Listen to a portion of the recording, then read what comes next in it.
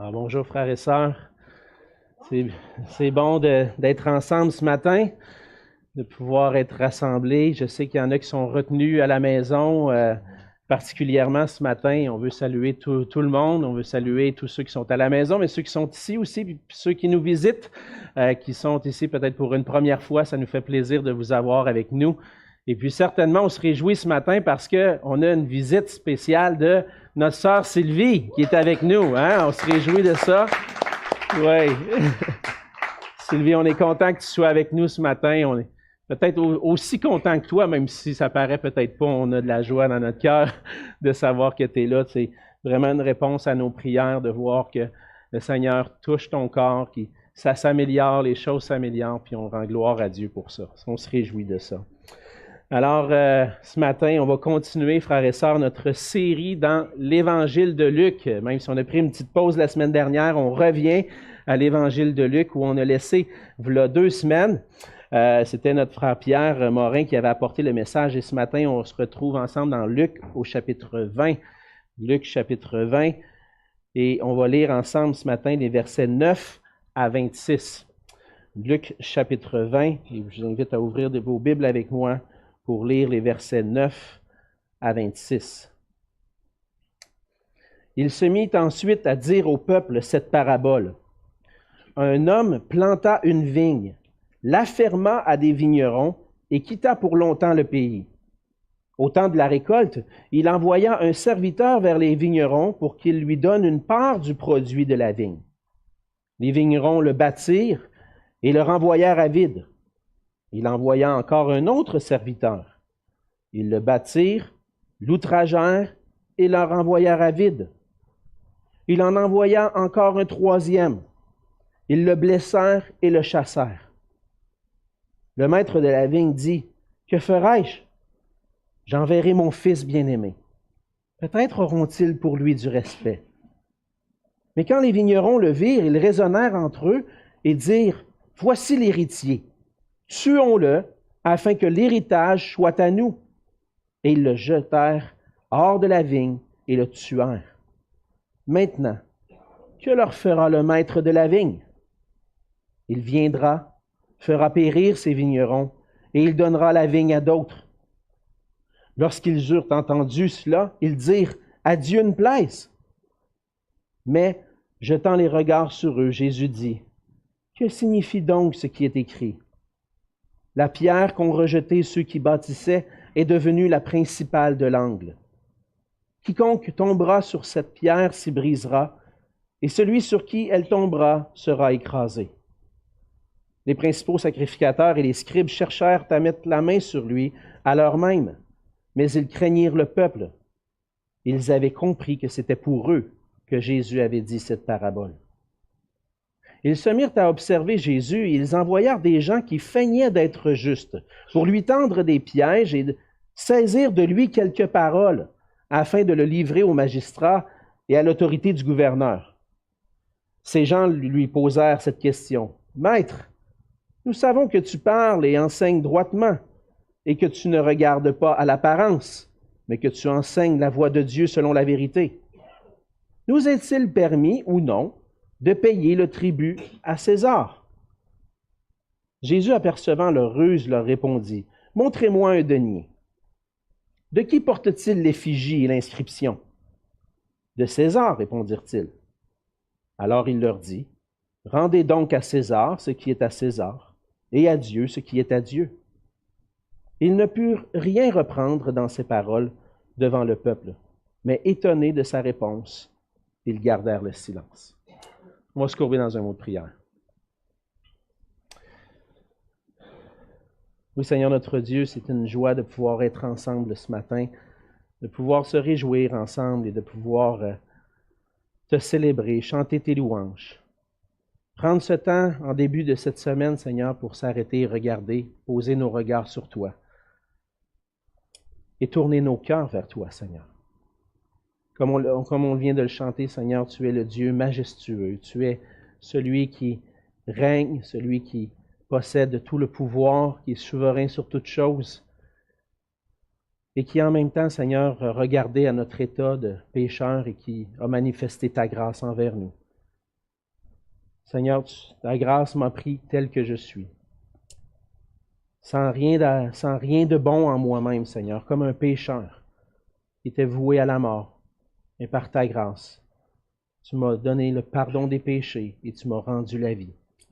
Et ce matin, Seigneur, ensemble, on vient devant toi comme ces enfants à qui tu as redonné la vie.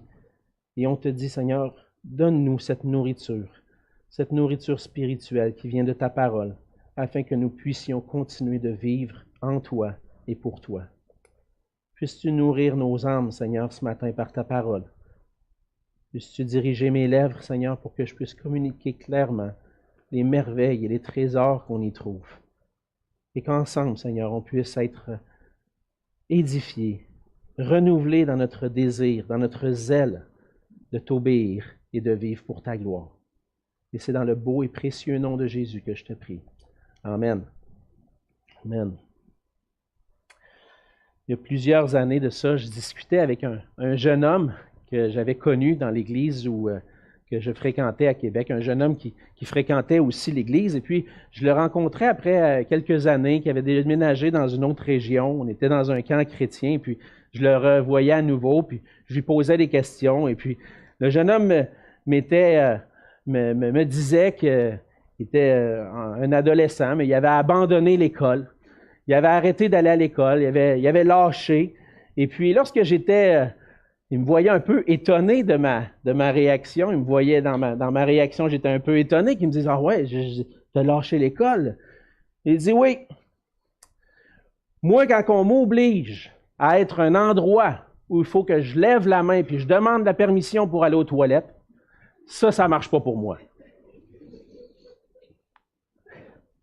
Évidemment, sur le coup, j'étais un petit peu surpris de sa réponse, hein? Mais pour lui, d'être dans l'obligation d'aller à l'école, puis qu'à l'école, il y ait des règles à respecter, de lever la main, entre autres, demander la permission pour sortir de la classe, pour lui, ça ne faisait pas de sens. Ça n'avait pas de sens. Il dit, moi, si je veux aller à la toilette, je vais y aller. Et puis, dans un sens, d'être soumis à des règles, ça ne faisait pas son affaire. Et puis, ce jeune-là avait pris, je pourrais dire, des tendances un peu anarchistes. Il ne voulait pas avoir d'autorité sur lui. Mais dans le fond, de façon générale, on reconnaît que l'autorité, c'est bien. On reconnaît que d'avoir des autorités en place qui veillent sur notre bien et qui veillent à notre sécurité, ben c'est nécessaire. Avec la méchanceté qu'il y a autour de nous, le mal qu'on voit autour de nous, on se dit, s'il n'y avait pas d'autorité pour gérer ça, qu'est-ce que ça serait? Mais là, il y a des autorités en place, puis on l'accepte bien. Puis on est d'avis que ceux qui désobéissent aux lois, ben, ils doivent être jugés. Puis que recevoir une punition à la mesure de l'offense qu'on a commise, c'est juste.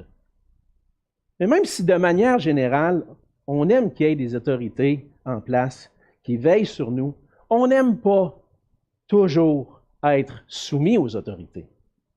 Au fond de nous-mêmes, on est tous un peu anarchistes. Il y a des endroits dans notre société, des lois qu'on dirait, hey, ça là, hein? Pas sûr m'obéir à ça, moi là. On a tous un petit peu un cœur rebelle. Et s'il y a une autorité que l'être humain, par exemple, a beaucoup de difficultés à accepter, c'est l'autorité de Dieu lui-même, l'autorité de Jésus-Christ. Ça montre qu'on n'aime pas être soumis aux autorités et que si ça nous plaît, c'est dans la mesure où ça fait notre affaire. On va être prêt à se soumettre dans la mesure où je juge, moi, que c'est bon et que je juge que c'est mauvais, donc ça va faire mon affaire. Donc, si ça fait mon affaire, je vais me soumettre. Mais si ça ne fait pas mon affaire, parfois on décide de ne pas se soumettre.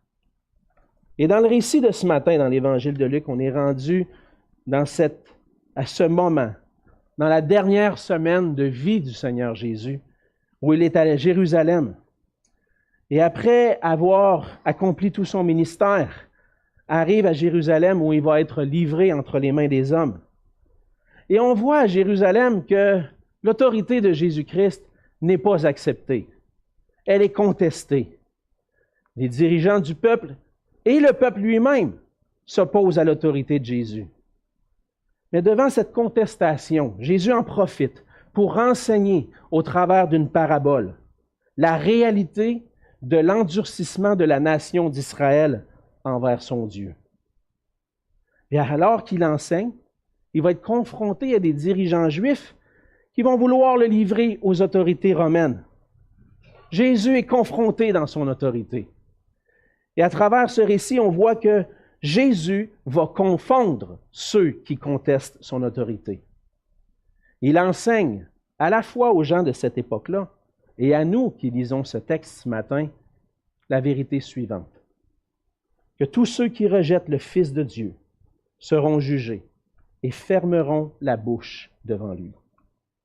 C'est la vérité qu'on voit dans le passage, qui résume ce passage.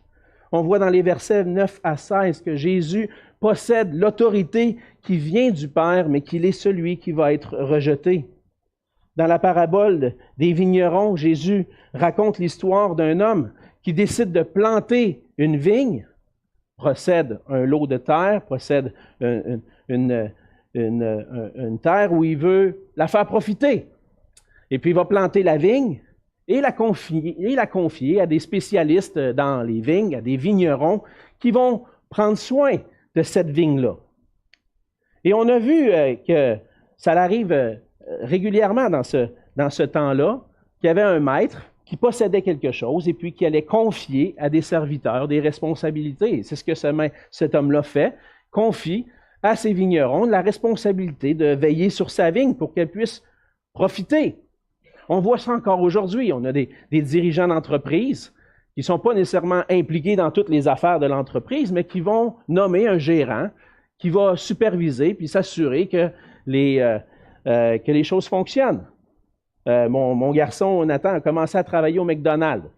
Et au McDonald's, souvent, on cherche des chefs de corps ou des gérants de restaurants parce que ce n'est pas nécessairement le propriétaire qui va être là pour servir les gens. Il nomme un gérant. Et c'est la même chose que cet homme-là va faire. Il va nommer des gérants, des gestionnaires pour sa vigne. Et le maître va quitter le pays pour longtemps, pendant un certain temps. Et après un certain temps, lorsque vient le temps de la récolte, il veut récupérer un profit de la terre qu'il a fait fructifier. Mais les vignerons vont refuser de redonner une partie, un produit de la terre. Et cet homme-là qui a envoyé un serviteur, envoie le serviteur vers les vignerons, et qu'est-ce que les vignerons font? Ils vont le battre, puis le renvoyer, sans un sou. En réalité, ce qu'on voit à travers cette parabole-là, c'est l'attitude que certains pouvaient avoir à l'époque, de dire, le maître il est loin, le propriétaire est loin, il nous envoie un serviteur, mais on va s'arranger, nous, pour lui usurper son bien, puis en fait, avoir à nous cette vigne-là, puis qu'on puisse profiter pleinement nous-mêmes des revenus. Et puis, ce que ces hommes-là font, c'est qu'ils mettent à mort le serviteur, espérant qu'il n'y aura personne d'autre qui va venir les achaler, entre guillemets, pour avoir de l'argent, pour avoir des profits. C'est nous autres qui avons travaillé pour ça. On veut retirer le profit de ça. On ne veut pas donner une partie du profit aux propriétaires. Alors, ils vont battre, outrager, non seulement le premier, mais le deuxième, et puis même le troisième serviteur. Et à travers ça, ils montrent qu'ils veulent se rendre maîtres. Ils refusent l'autorité de cet homme-là sur eux.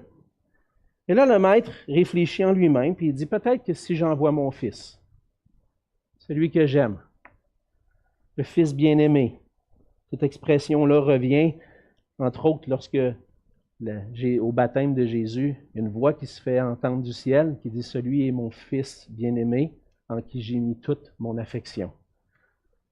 Ce ne sera pas trop difficile pour nous de faire des liens par la suite de cette parabole-là. Mais dans la parabole, le maître dit, peut-être que si je leur envoie mon fils, ils vont avoir du respect pour lui. Mais au contraire, ce qui arrive, c'est qu'ils n'ont aucun respect, même ils vont traiter d'une manière encore pire que les serviteurs. Ils disent, voilà l'héritier. Et ça, c'est l'héritier. Voilà. Si lui, on le tue, peut-être que lui, il vient pour récupérer cette vigne-là. Peut-être que le maître est déjà mort. Et que si on le tue, là, on va vraiment l'avoir, la vigne. Peut-être qu'on va pouvoir la gérer. Elle va être à nous maintenant. Et puis ce qu'ils font, c'est qu'ils vont mettre à mort le fils. Mais le maître, lui, celui qui est propriétaire de la vigne, il n'est pas mort. Il est encore là, il existe. Et on va voir ce qui va arriver par la suite. Mais c'est évident dans cette parabole-là qu'elle représente d'une manière évidente le rejet de l'autorité du Père et de Christ par la nation d'Israël. Ce que Jésus est en train de dire. On a vu avec notre pasteur Pierre Morin que les gens contestent l'autorité de Jésus. Et ce que Jésus veut mettre en lumière, il veut leur dire, regardez votre cœur maintenant. Vous contestez mon autorité. En réalité, vous contestez l'autorité de Dieu. On voit une parabole d'une vigne dans l'Ancien Testament qui nous aide à saisir un peu le sens de cette parabole-là dans Ésaïe au chapitre 5. Et dans Ésaïe au chapitre 5, on voit que la vigne représente Israël et puis que les chefs, dans un sens, ont maltraité Israël, ils ont maltraité des prophètes. Mais dans cette parabole-ci, on peut comprendre, selon plusieurs commentateurs, que la vigne ne représente pas nécessairement la nation d'Israël, parce qu'on voit dans Luc que la nation d'Israël est celle qui rejette l'autorité de Jésus. Mais on peut comprendre la vigne comme étant le reste d'Israël, ceux qui ont cru en Dieu, qui ont placé leur foi en Dieu et qui vont placer leur foi en Jésus-Christ, et qui sont en réalité les héritiers de la promesse. Cette vigne-là représente le royaume de Dieu, représente le véritable royaume de Dieu et non pas seulement Israël. Et on voit que les vignerons sont certainement les dirigeants, les chefs religieux d'Israël, mais aussi tout Israël qui va rejeter le Messie. Dieu a confié à certains membres de son peuple, à des rois, des sacrificateurs, la gestion du peuple, de la promesse, la gestion du royaume, mais même toute la nation, non seulement les chefs, mais toute la nation s'est détournée de Dieu. On voit à travers ses serviteurs que le maître envoie des prophètes qui ont été envoyés à Israël, des prophètes qui ont été envoyés pour annoncer la parole de Dieu, pour ramener le peuple, le cœur du peuple à Dieu. Et qu'est-ce que le peuple a fait? Il les a mis à mort. Prenez le temps de lire les prophètes de l'Ancien Testament, particulièrement le prophète Jérémie, qui a vécu beaucoup de persécutions au sein du peuple d'Israël. Il a voulu ramener le cœur du peuple à Dieu, mais qu'on voulait mettre à mort. Et puis on a mis à mort des prophètes, des serviteurs de Dieu qui étaient envoyés pour ramener le cœur du peuple à Dieu. Et encore un peu plus loin, on va voir qu'ils vont rejeter le Fils de Dieu, qui va être livré, battu, mis à mort. Et de cette façon, Jésus est en train de démontrer, vous voulez me rejeter, vous allez me mettre à mort, mais en réalité, en rejetant mon autorité, vous rejetez l'autorité de Dieu lui-même. Vous pensez marcher avec Dieu, vous pensez suivre les voies de Dieu, mais en me rejetant, vous rejetez Dieu lui-même. Dans Luc 10, au verset 16, Jésus dit, « Celui qui me rejette, rejette celui qui m'a envoyé. » Et la nation d'Israël a rejeté l'autorité de Dieu, a rejeté l'autorité du Fils de Dieu. Mais si on veut comprendre le sens de cette parabole-là pour nous aujourd'hui, avec le reste des Écritures, on peut voir ce qu'elle veut nous faire voir. Elle veut nous faire voir que tout être humain, par nature, rejette l'autorité du Père et du Fils. C'est ça notre nature. On est anarchiste envers Dieu. On ne veut pas que Dieu règne sur nous. L'autorité de Dieu est rejetée de plusieurs manières. Par nature, plusieurs vont dire, « Moi, je ne crois pas que Dieu existe. » On les appelle les athées. Hein? Ils ne veulent pas croire que Dieu existe. Ils vont rejeter l'existence d'un Dieu. D'autres vont pas dire, « Je ne peux pas dire catégoriquement que Dieu n'existe pas, mais je ne peux pas savoir si Dieu existe. » Eux, on les appelle les agnostiques. On ne peut pas savoir, on ne peut pas connaître.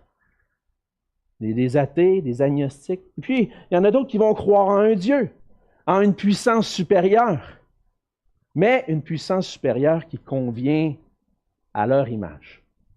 Les idoles, en fait. Qui ne sont pas vraiment le Dieu véritable qui se révèle dans les Écritures. Il y a un seul vrai Dieu. Il n'y en a pas 10, il n'y en a pas aucun, il y en a un. Et il s'est révélé à l'homme, puis il se révèle encore aujourd'hui par les Écritures, par la parole de Dieu. Mais on ne veut pas de ce Dieu-là. Alors on le rejette. La semaine dernière, j'écoutais un reportage ou un documentaire qui a été fait il y a plusieurs années, peut-être que vous l'avez déjà vu, ça s'appelle L'heureux naufrage. Le documentaire va interviewer quelques philosophes, quelques personnes impliquées dans le monde du cinéma au Québec, et puis faire des réflexions justement sur cette question-là. Est-ce qu'il y a un Dieu? Est-ce que le fait d'avoir abandonné l'Église catholique fait qu'on a abandonné la foi? Et il y avait toutes sortes de réflexions. Et puis, toutes les réponses sortaient dans ce documentaire-là. « Oh non, Dieu n'existe pas. Ah, mais on ne peut pas savoir que Dieu... » Puis si tu prétends que tu sais que Dieu existe, honnêtement, tu es de second rang. Parce qu'il faut se l'admettre, on ne peut pas vraiment savoir. Et puis, d'autres disaient, non, il y a quelqu'un, il y a une présence. Il y a quelqu'un qui dirige tout ça. Mais de là, ça à dire que c'est le Dieu de la Bible, non. On va mettre une pause là-dessus. Les gens, en général, ne veulent pas reconnaître l'autorité de Dieu. Oui, l'Église catholique au Québec a fait beaucoup de dommages en enseignant des principes qui venant pas de la parole de Dieu, et puis on a évacué tout ce qu'on peut associer à la religion. Mais est-ce qu'on a pris le temps de considérer vraiment les Écritures? L'autorité de Dieu est rejetée, mais non seulement cela, l'autorité du Fils est rejetée. Le seul vrai Dieu s'est aussi révélé en Jésus-Christ. Il est celui qui a manifesté le Père, la gloire du Père, comme nous dit Jean. Jésus-Christ était le Fils de Dieu, la parole de Dieu incarnée, qui est venu comme le Messie pour nous révéler à l'homme qui est Dieu et le plan de Dieu pour nous. Il a révélé la gloire de Dieu. Mais très peu de gens encore aujourd'hui acceptent l'autorité du Fils de Dieu. On peut croire que Jésus a déjà existé historiquement, mais de là à dire que c'est le Fils de Dieu, c'est un prophète ou c'est quelqu'un de bien. Il a eu une bonne influence. Honnêtement, même dans le documentaire que j'écoutais, certains ont dit, moi j'ai lu les 4 évangiles, puis j'ai vu là-dedans quelque chose de vraiment bon. De voir un homme qui se donne, puis qui a de l'amour de cette façon-là, wow, c'est merveilleux. Je pense qu'on a un exemple ici. Mais de dire que c'est le Fils de Dieu, attention, là, on ne veut pas aller jusque-là. Le rejet de l'autorité du Père et du Fils est évident. Et dans notre vie, ça va se manifester avec un cœur rebelle. Au fond, Israël est une image de qui nous sommes, en réalité. On n'est pas mieux que la nation d'Israël du temps de Jésus. On a le témoignage des Écritures qui nous parlent de Dieu, mais on veut rejeter le témoignage, on ne veut pas écouter parce qu'on ne veut pas avoir l'autorité de Dieu dans notre vie. Mais ces paroles-là que Jésus a dit dans cette parabole-là sont là pour nous rappeler qu'il y a une autorité qui existe. L'autorité du Père et du Fils est réelle. Et que devant cette autorité-là, on a une responsabilité. Et cette responsabilité-là, c'est de reconnaître l'autorité de Dieu et de Jésus-Christ. Dieu existe. Dieu est réel. Il possède toute autorité, toute puissance. C'est lui, l'être absolu, qui a créé toutes choses. Un être absolu et personnel qui possède autorité et pouvoir. Et par les Écritures, Dieu révèle son pouvoir et son autorité sur toutes choses. On voit, quand on prend le temps de lire les Écritures, de lire l'Ancien Testament, le pouvoir et son autorité sur la création, à travers le déluge, à travers la délivrance d'Israël de la main des Égyptiens. Dieu possède autorité et pouvoir sur toutes choses. Et non seulement cela, mais sur nos vies. On est redevable à ce Dieu qui nous a créés. Est-ce qu'on accepte son autorité? Et Jésus-Christ, c'est le Fils qui possède toute autorité. Et Jésus, comme Fils, possède pouvoir et autorité sur toutes choses. Et son autorité a été manifestée de plusieurs façons dans l'Évangile de Luc. On l'a vu, capable de guérir des malades, d'ouvrir les yeux des aveugles, de faire marcher des boiteux, de pardonner les péchés. Et dans son Évangile, c'est ce que Luc veut nous amener à faire. Encore une fois, amener ses lecteurs à reconnaître la vérité des enseignements de Jésus. Jésus est réel. Jésus est vrai. Son autorité est réelle. Il faut qu'on puisse le reconnaître comme notre Sauveur et le Seigneur qui possède toute autorité. La parabole des vignerons nous amène à réfléchir, à analyser notre propre cœur devant l'autorité de Jésus-Christ. Est-ce que j'ai reconnu et accepté dans ma vie l'autorité de Christ? La parabole des vignerons nous met aussi en garde. Il nous dit que ceux qui rejettent l'autorité de Jésus vont être jugés. La parabole va se terminer sur un jugement. Les vignerons qui ont rejeté l'autorité du maître en faisant du mal à ses serviteurs et en tuant son fils vont être jugés. Celui qui possède la vigne, le propriétaire, n'a pas disparu. Mais quand il va revenir, qu'est-ce qui va arriver? Il va les jeter dehors, il va les faire périr. Il va donner la vigne à d'autres. Ils ont défié l'autorité du maître. Ils ont été rebelles à ses serviteurs. Ils ont fait périr. Ils ont fait périr le fils. Et le Seigneur dit, ils vont mourir eux aussi pour avoir fait le mal.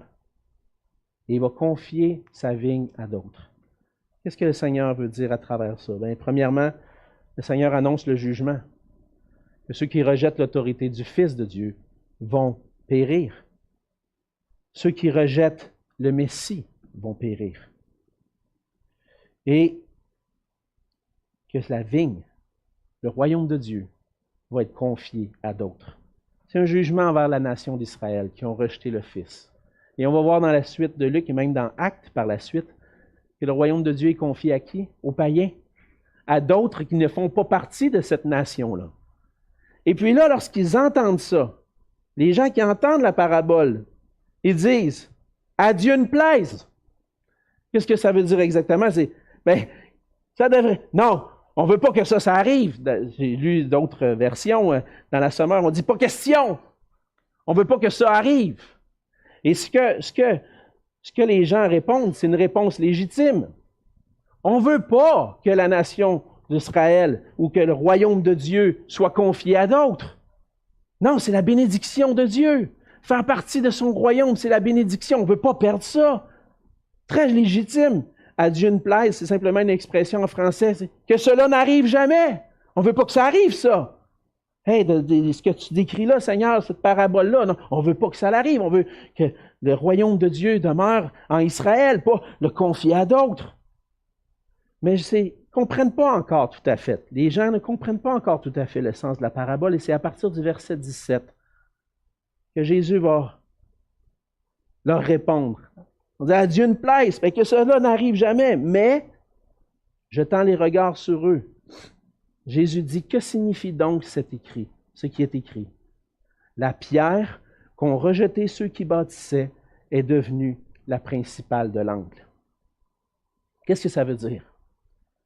Jésus est la pierre angulaire, on le voit dans le livre des Actes et par la suite dans le Nouveau Testament. Il est comparé à une pierre, la pierre angulaire qui servait pour poser deux murs ensemble. La pierre en coin pour poser deux murs, pour faire un bâtiment solide.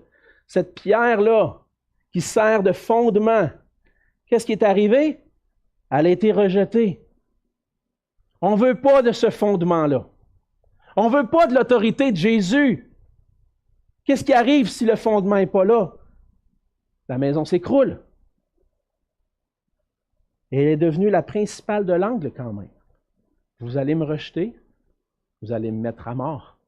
Mais ça ne changera rien, mon autorité. Parce qu'un jour, je vais ressusciter des morts 3 jours plus tard.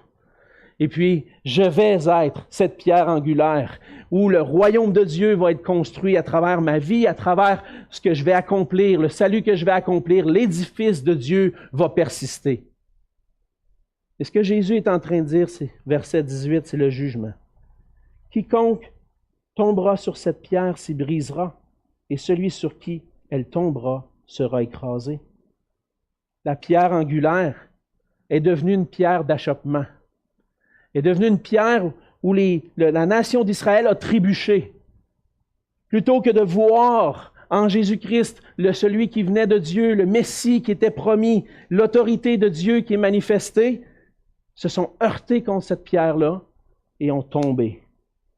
Et encore plus loin, ce que le Seigneur dit, c'est que ceux qui ceux qui s'y heurtent, ceux qui tombent sur cette pierre-là vont être brisés, mais que cette pierre-là, un jour aussi, va tomber sur eux, va être écrasée.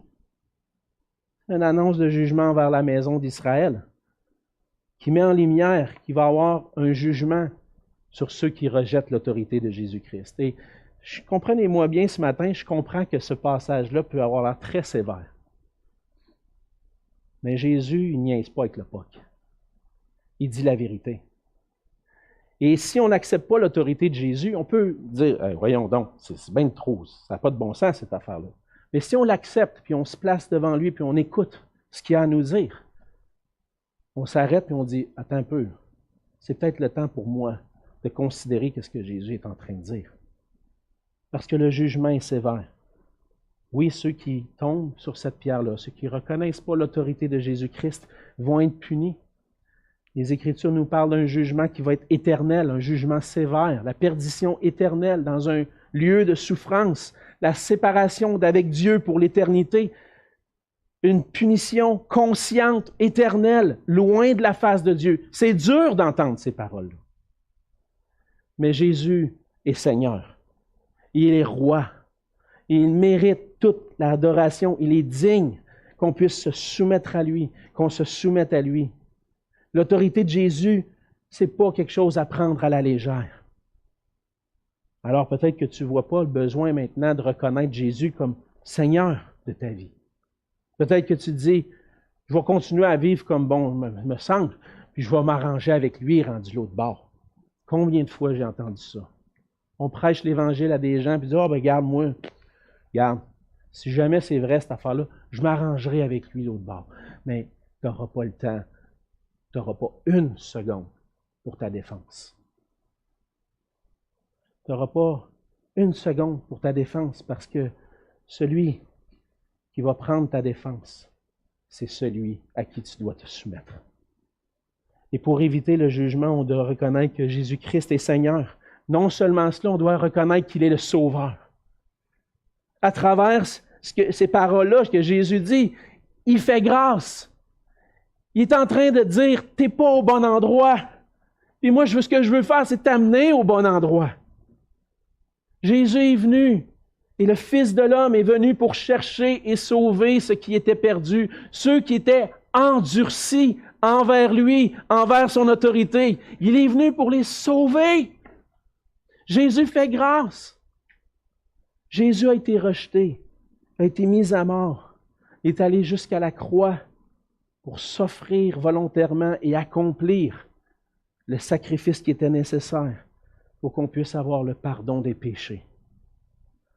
Par sa mort à la croix, Jésus veut nous sauver de notre endurcissement. Il veut nous sauver de notre rébellion, de ce péché qui est enraciné en nous, pour qu'on puisse vivre, pour qu'on puisse avoir la vie éternelle, qu'on puisse avoir le pardon des péchés. Et pour le recevoir, on doit venir à lui dans la repentance et la foi et dire, Seigneur, je reconnais ton autorité. Je reconnais que je n'ai pas été soumis à toi. Je reconnais que j'ai voulu vivre comme bon me semble, mais que tu es Seigneur. Et que maintenant je plie le genou devant toi. Pardonne mon péché. Je veux vivre pour toi maintenant. Fais-moi grâce. Pardonne-moi. Et lui soumettre notre vie entière. Donc, pour éviter ce jugement éternel, obtenir la vraie vie maintenant en Jésus, Jésus doit être notre Seigneur et notre Sauveur. Mais pour ceux qui voudraient contester encore avec l'autorité de Jésus, ce passage-là nous donne encore un avertissement. Ceux qui rejettent l'autorité de Jésus vont être jugés, mais on voit que ceux qui contestent l'autorité de Jésus dans la suite du passage auront rien à répondre devant lui. Dans les versets 20 à 26, on voit juste avant, au verset 19, que les principaux sacrificateurs, les scribes, ont commencé à comprendre un peu ce que Jésus est en train de dire.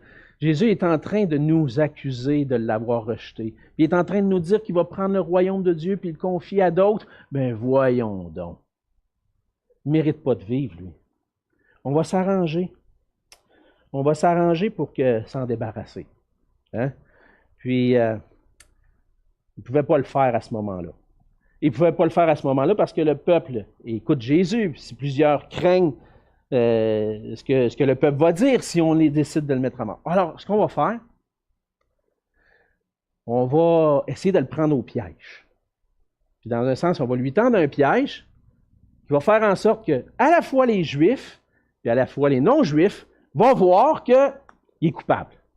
Et puis on va pouvoir le livrer aux Romains, finalement. Alors, on le voit, hein, verset 20. Il observe Jésus, il regarde comment il pourrait le prendre, et là, il envoie des gens qui paraissent justes, des bonnes personnes, qui vont flatter Jésus. Hein? Ah, maître, on sait que tu parles et que tu enseignes avec droiture. On sait que tu ne regardes pas à l'apparence. On sait que tu enseignes la voie de Dieu selon la vérité. Ah, on a une grande question, puis on aimerait ça que tu nous répondes. Toi, tu as la parole de Dieu. Réponds-nous. Dans le fond, c'est un piège. Hein? C'est simplement pour pouvoir trouver, prendre par ses paroles. Mais ils paraissent bien, mais Jésus, on sait bien, hein, connaît les cœurs. Connaît les cœurs. Alors, ils posent leur question. Est-il permis, verset 22, est-il permis ou non de payer le tribut à César? Là, on pose la question selon la loi de Dieu, selon la loi de Moïse. Est-ce que c'est permis de payer le tribut à César, à un non-juif, à un dirigeant non-juif? Alors, comment on prend Jésus au piège? S'il répond non, c'est pas permis, bien là, les autorités romaines ont toute la liberté de dire on se saisit de lui, il est insoumis à notre autorité, on va le mettre à mort. Et s'il répond oui, payez le tribut à César, et là, tous les Juifs vont dire ça n'a pas de bon sens cette histoire-là, on ne peut pas accepter l'autorité des païens sur nous. Ah, il mérite la mort, lui. S'il se dit le Messie, comment ça il nous dit de nous soumettre aux autorités romaines? Ils veulent le coincer. Jésus est un petit peu plus intelligent. Hein? Il ne se laisse pas prendre au piège. Il va confondre ses adversaires. La question, Jésus la change un peu. Mais il va même les faire réfléchir. Qu'est-ce qu'il dit? Apporte-moi un denier, une pièce de monnaie romaine. Apporte-moi ça. Regardez qu'est-ce qui est dessus. Vous utilisez ça pour vos échanges. Hein? Vous faites du commerce avec ces pièces-là, vous l'utilisez, il n'y a pas de problème. Hein? C'est quoi qui est écrit dessus? C'est qui l'image qui est dessus? C'est César. OK? Donc, tu es soumis à César d'une certaine façon. Tu utilises la monnaie de César pour faire ton commerce. Mais Jésus va répondre. Rendez donc à César ce qui est à César et à Dieu ce qui est à Dieu. Dans le fond, ce n'est pas une question de savoir si j'obéis à César, je suis en train de désobéir à Dieu, ou si si je désobéis à César, je suis en train d'obéir à Dieu. Ce n'est pas ça la question. Non, parce que les autorités que Dieu, c'est Dieu qui les a mis en place. C'est Dieu qui a permis que la nation d'Israël n'ait plus vraiment d'autorité sur elle-même et qu'elle soit conquise par des empires, par les Babylones, les Mèdes et les Perses, les Grecs et puis les Romains qui règnent. C'est Dieu qui a permis ça. Dieu est souverain. Dieu a permis ça. Et puisque Dieu permet que tu ne sois pas sous l'autorité, une autorité juive ou une autorité chrétienne, soumets-toi à l'autorité. C'est Dieu qui l'a mis en place. Et en te soumettant à cette autorité-là, tu te soumets à Dieu. Rends à César ce qui est à César et à Dieu ce qui est à Dieu. Les deux ne sont pas séparés, les deux vont ensemble. Et si tu es soumis à César, tu vas être soumis à Dieu parce que Dieu l'a mis en place. Et devant le piège qui est posé par les dirigeants, Jésus va répondre avec une sagesse divine. Il ne rentrera pas dans ce piège-là. Mais qu'est-ce qui y arrive? C'est que ceux qui contestent l'autorité de Jésus, verset 26, ne peuvent rien reprendre dans ses paroles devant le peuple et étonnés de sa réponse, ils gardent le silence. Ce que ça nous montre, c'est que devant l'autorité de Jésus, on doit fermer la bouche. fermer la bouche devant lui. Et encore aujourd'hui, on a à apprendre à fermer la bouche. Des fois, ça va arriver dans la famille, vous avez tous vécu ça comme parents. Hein? On dit quelque chose à un enfant. Non, mais, tu sais, non, non, non, non. Chut, non, je veux rien entendre. Je te dis quelque chose, j'aimerais que tu le fasses maintenant. Non, mais c'est parce que... Non, c'est silence. Je ne veux plus rien entendre. C'est ça qu'on doit faire devant l'autorité de Jésus. C'est reconnaître que lui a l'autorité puis je dois fermer la bouche devant lui. Ça ne veut pas dire que je n'aurai jamais des questions à lui poser puis des choses que je cherche à comprendre. Mais je ne serai pas opposé à son autorité. On ne veut pas s'opposer à l'autorité de Jésus parce que si on s'oppose à son autorité, un jour, on va fermer la bouche devant lui. Et comme je le disais tout à l'heure, le seul qui peut nous défendre devant celui qui nous, devant les charges qu'on a pour notre péché, le seul qui peut nous défendre, c'est Jésus-Christ. Et lorsqu'on reconnaît qui il est, qui est ce qu'il a fait pour nous, on trouve que, dans le fond, non seulement je vais me soumettre à lui, mais je vais courir vers lui pour obtenir son pardon, pour obtenir sa grâce. Dans 1 Timothée 2, les versets 5 et 6, l'apôtre Paul dit « Car il y a un seul Dieu et aussi un seul médiateur entre Dieu et les hommes, Jésus-Christ, homme, qui s'est donné lui-même en rançon pour tous. Jésus-Christ est le Seigneur qui possède toute autorité, mais qui peut agir aussi comme notre défenseur. Parce que quand on va arriver devant le Seigneur, devant Dieu au jour du jugement, il va juste avoir une question. Qu'as-tu fait de Jésus-Christ? Qu'as-tu fait de Jésus-Christ? Et dans sa grâce, Jésus peut se lever à ce jour-là et dire, il a placé sa confiance en moi.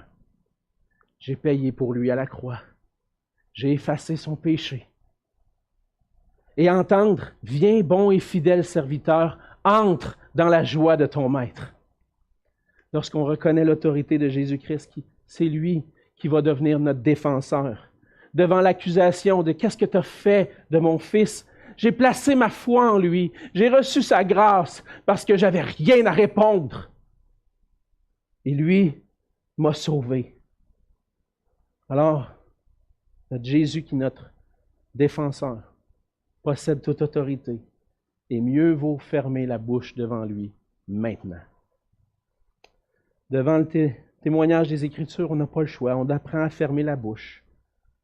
On ne peut pas contester avec Jésus-Christ. On doit apprendre à écouter la parole de Dieu avec humilité. Dieu se révèle, donne sa connaissance à travers l'Écriture. L'Écriture est divinement inspirée, conduite par Dieu pour qu'on puisse connaître son plan pour nous, pour qu'on puisse connaître Dieu et connaître son Fils Jésus. On doit se soumettre à l'autorité de la parole parce qu'elle nous vient de Dieu. Et en acceptant de nous soumettre à sa parole, on se soumet à Jésus-Christ. Et pour ça, il faut arrêter de contester. Quand viendra la fin, ceux qui contestent et qui rejettent l'autorité de Jésus n'auront rien à répondre devant lui. Et le passage de ce matin, frères et sœurs, et tous ceux qui sont ici ce matin, qui nous écoutent, nous amène à nous humilier, à reconnaître à nouveau que Jésus-Christ est le seul Seigneur. Parce que tous ceux qui le rejettent seront jugés et fermeront la bouche devant lui. Qu'on soit chrétien ou non, ce message-là, ce passage-là est pour nous. Soumets-toi à l'autorité de Jésus, parce que tu vas échapper au jugement. Personne ne peut contester avec Jésus. Mais ça pourrait arriver de dire, non, mais moi je suis chrétien, j'ai placé ma foi en Jésus. Mais est-ce que tu obéis à sa parole? Quand tu lis sa parole, est-ce que des fois tu dis, ah ouais, Seigneur, non, pas ça. Non, ça sera pour plus tard. Et tu désobéis à sa parole en faisant ça. Y a-t-il un domaine dans ta vie où tu refuses de te soumettre entièrement à l'autorité de Jésus? Ça peut être dans nos relations, notre rapport avec l'argent, dans toutes sortes de domaines. Tu connais ton cœur. Est-ce que tu es soumis entièrement? Parce que tu as beau dire, ah, moi je suis chrétien, j'ai placé ma foi en Jésus, Mais si tu n'es pas soumis pleinement à Jésus, c'est comme si tu ne l'avais pas reconnu comme Seigneur. Et le Seigneur nous ramène ici à notre cœur. Il nous demande, soumets-toi à ma volonté, soumets-toi à mon autorité. Et il le fait par grâce. Pour ça, on doit venir à lui. Confesser notre opposition à son autorité, notre insoumission, trouver en lui la grâce, le pardon, et renouveler notre engagement, même comme chrétien. Renouveler notre engagement envers lui. Seigneur, je veux te suivre. C'est toi qui es Seigneur. C'est toi qui prends le volant maintenant. Je veux te suivre, je veux t'obéir. Et si tu ne l'as pas fait encore, viens à lui. Reçois son pardon. Soumets-toi entièrement à lui. Arrêtons de contester avec Jésus. Cherchons pas à l'exclure de notre vie. Soumettons-nous à son autorité.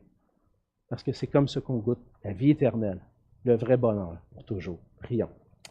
Seigneur notre Dieu, merci pour ta parole.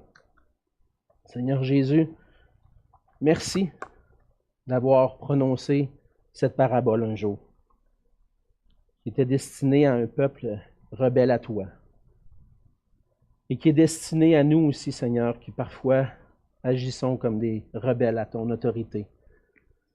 Seigneur, on veut apprendre de cette parabole, on veut apprendre de cet incident que tu as eu avec les chefs religieux qui ont dû garder le silence devant toi. Et on veut venir avec humilité, garder le silence, reconnaître qu'on est pécheur et reconnaître le besoin de ta grâce dans nos vies.